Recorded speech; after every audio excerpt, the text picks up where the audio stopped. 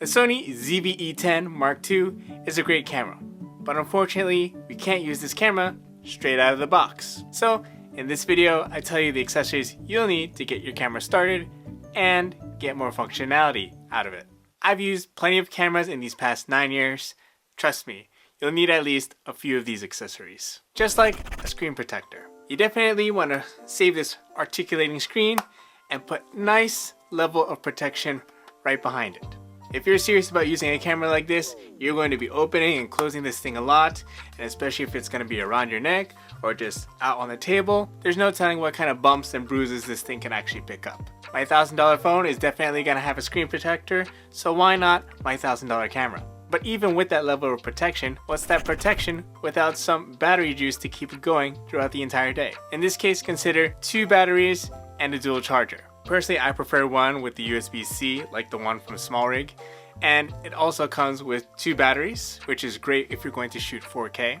We did used to have smaller batteries than these, and they were not that good because you'd be switching up to like 7 different batteries just to have long 4K recording throughout the day. But these fortunately last twice as long, and you could probably get away with just using 2 for the whole day. Keep one in your camera and keep one in your bag. Of course, the original batteries will be more expensive, so I recommend the SmallRig as an alternative. English. If you want to get fancy though, there's this charger called the Tri-Charger where it has 3 battery slots for charging, and it also has slots for your SD cards. So it's a nice little compact solution for when you travel. But you still gotta buy the batteries. But if you think you're set with batteries, that's all good. Just make sure you get the right SD card. I love these little SD cards from SanDisk, but if you want to record 4K 60, you have to get what they call a V60 card. And you'll see it right on the card itself. And the ones that I have are from Lexar. Yes, you could get 64 gigabytes of memory, but when you're recording much more video files, that space is gonna fill up quick. So at least if you get 128 gigabytes, you could use like 64 gigabytes for the videos, or maybe a little bit more than that, and use the rest of it for your photos, and that should cover you for the whole day. Maybe even a couple days, depending on how conservative you are on shooting your footage. Plus with these cards, I'm also able to record 4K 120. Is it necessary to get 2 SD cards?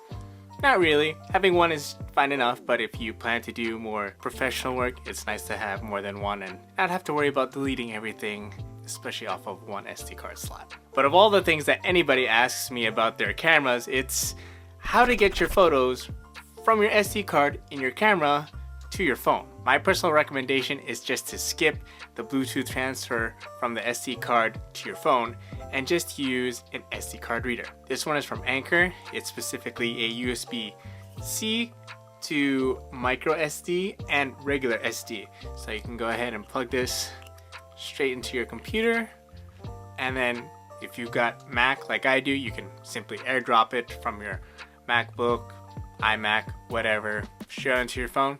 Nice and seamless. I don't quite have a solution for you guys who are using Android and have Windows. Sorry about that.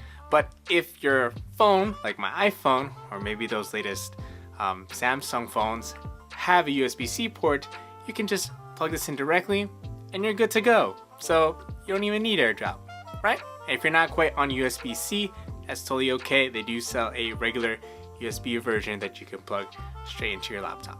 So at this point, we got our internals covered. But how about how you handle your vlog camera? Well, one of the ways you can carry your vlog camera is with a camera strap. Vlogging cameras shouldn't really be tethered to camera straps, at least not with one without a quick release. Yes, Sony does provide us with a camera strap, but those things are a little difficult to remove. So instead, I recommend the ones from Peak Design that have this little anchor here, and it can easily just hook on just like so. Of course, when you're taking photos, this is excellent, or if you're just, you're the one behind the camera. But if you want the camera to be in front of you, you can easily detach, pull out the flip screen, and you're good to go. Although maybe, there you go. And you could still make it work, just in case I drop it because I'm so clumsy. Yeah, see, look at that, perfect. Another thing with this wrist strap is that when you're not even using it, you can find a magnet here, and it'll just rest just like that. Of course, it won't stick for crazy movements. Oh, that worked out better than I thought. But anyway, yeah, you can just leave it aside just like that. So it's slim, low profile, no worries. But if you still rather have a camera strap, then there's this nice thin one from Peak Design as well. It works in a similar way where it has the quick release points at the end. This is specifically the leash version, and they come in different colors. They only had like tan or gray and black back in the day, but you have much more to pick from. I think there's like blue, green. Yeah, check it out. But no matter how you carry, what really matters is how serious you are when it comes to shooting video. Yes, we can simply set our video settings to automatic, but if you really want to start shooting in a more cinematic way and stick to the filmmaking rules of the 180-degree rule, then you want to consider what's inside this little pouch here. And this is specifically made by Freewell, and this is what they call their VND, which stands for Variable Neutral Density. This is magnetic. Anyway, when you get into the world of videography, you'll notice that there's things called the 180-degree rule, and that allows to maintain a motion blur as you're shooting with a shutter speed of like 1/50 when you're shooting with 24 frames per second. This is not going to be a huge tutorial, but anyway, you'll notice that when you try to follow those rules, the image looks too bright, but you don't want to crank down your shutter to like f32 or f36 on this lens. So what you do is you find the appropriate filter thread. This is a little bit too big, but you find the correct VND size, you slap it onto your lens, and this acts as a sunglass almost in front of your lens, and that'll take away all that brightness while still being able to maintain that proper motion blur that you've been looking for. Anyway, if you're not ready for it now, that's okay. Just think about it in the future and you'll realize this thing will pop up. Lots of companies are making this. This one's specifically from Freewell, so feel free to check it out when you're ready. But no matter what level you're on, anybody's going to benefit from this little guy. And this is a remote control from SmallRig. This is an alternative way to, again, rely on your phone. Yes, I understand, everybody loves their phone, but when you're kind of on the move and you just want that dedicated controller and not having to worry about, oh, is it connecting? Oh, did I turn the Bluetooth? And all this stuff on your phone, you simply just take this out, turn it on, point to your camera, well, in the direction of your camera, and you're good to go. Just press the button. Start, stop, take a picture. That's it. That's all you need. When you're shooting content these days and you want to have a nice smooth transition, this is the way to go. This one so far has been the most responsive remote that I've had. I did recommend another one in the past, but this is the new standard for me. Of all these accessories though, this one is probably going to be one of the most important if you can't afford the past couple. This is an external microphone. This may not seem so special, but it's way different than what you're going to be buying from anywhere else. Because this specifically has two microphones, one in the front and one in the back. So if you're behind the camera, you can talk this way and you'll get clear audio, and when you're talking to somebody in front of you, you'll be able to get their audio nice and clear. When you see it like this, it's pretty weird. So it comes with the shock mount and this little shoe here. You can slide it into your hot shoe on your camera. So instead of using this little dead cat is what they call it for wind, you can just slide this in, tighten that, plug this wire and put it into the microphone port, and you're good to go. But if you're outside, this also has a wind muff. This one's for the back, and then you have one for the front. This does seem a little bit silly, but trust me, this captures way better audio than the new audio technology that comes out of this.